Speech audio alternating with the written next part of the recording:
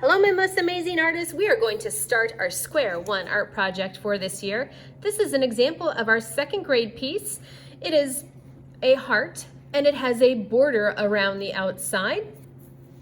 Our Square One art project is a project that we do each year where we take your artwork and we send it to a company named Square One, and they send back your artwork with a whole bunch of different things that your artwork can be printed on, like coffee mugs or magnets, aprons, notebooks, pillowcases, ornaments, plates, lots of cool things. So you want to do a good job because this might be on something forever.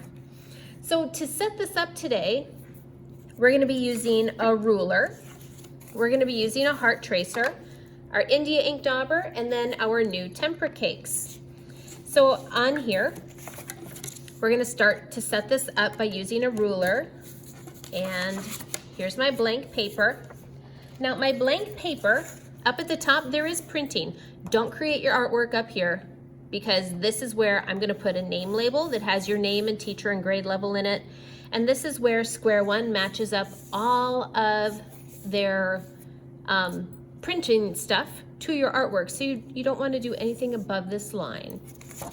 Okay, so first things first, I'm going to take my ruler and I'm going to lay it down. Actually, I am right-handed, so I'm going to hold it with my left hand. I'm going to lay down my ruler right on the edge of this top line up here. And then I'm going to do a straight line.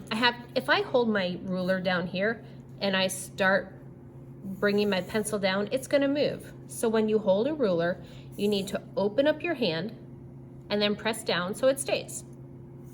So I'm going to go straight across.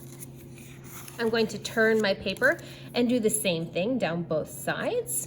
Go from that top line to the bottom. And you can have a partner help you with this. Take your ruler, go around. Okay, there's my line at the bottom. Line your ruler up with the edge of the paper. Hold it in place. There is my border. Okay, then I'm going to put down my heart and I'm going to try and put it right in the middle. I'm going to trace around my heart. Okay, so I've traced around it. This is the basic shape.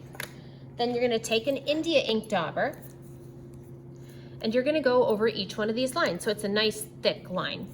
So I'm going to start up here and I'm going to go right down as straight as I can. I'm going to turn my paper and I'm going to go around as straight as I can. Oops, whoops. There we go. There's my third line. There's my fourth line. And then I'm going to go around the heart too. So right over that pencil line. All right, so there is my setup. Now from there, I'm going to use our new tempera cakes that we have to add color. Now you see all these little detail things here, the blue and the white. We're not going to do that today. We're just going to add the background colors because we don't want our paints wet when we add in our details. So today we are just going to paint our background. So it'll just be solid colors. So when I do this today, if I decide that I want to do my background like these sides pink and these sides orange, let me just do that real fast. I'll get some of my orange paint. So if I want to paint this orange, see, it's a solid color. You're not going to add in details today. That'll be next week. So if I want to do it different colors, or if I wanted to do it a rainbow like red, orange, yellow, green, I could do that. You could use warm colors. You could use cool colors. You want it to stand out. Okay, then, you know what? I think I'm going to do blue because my blue, it's like Houston Astros colors, right?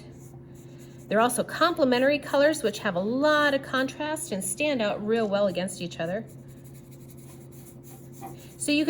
So that made me think, you could even do this if your family really likes the Astros, you could do blues and oranges. If your family really likes LSU, you could do yellows and purples. If your family really likes What else could we really like? A&M. We've got some different reds in here that you could use, like pinks and reds. So it's really up to you today how you paint your background. But when you do it, you want to totally cover everything, no white spaces left. So that next week when we come back, you can work on adding in all of your cool details. And this will be up on my board so you can see the finished example. But this is what we're gonna do for today. Make sure that you're being real careful because like I said, this piece of artwork may be on something forever, like a really cool coffee mug. And you wanna feel real proud of your work. Okay, so there's my beginning. Like I said, you'll see my example up on the board. If you need help, please ask me. Sometimes getting the marks around the outside with the ruler is the trickiest part. Ask me or ask a friend if you need help. And then it'll go to the drying rack when you're done. All right, here we go, friends.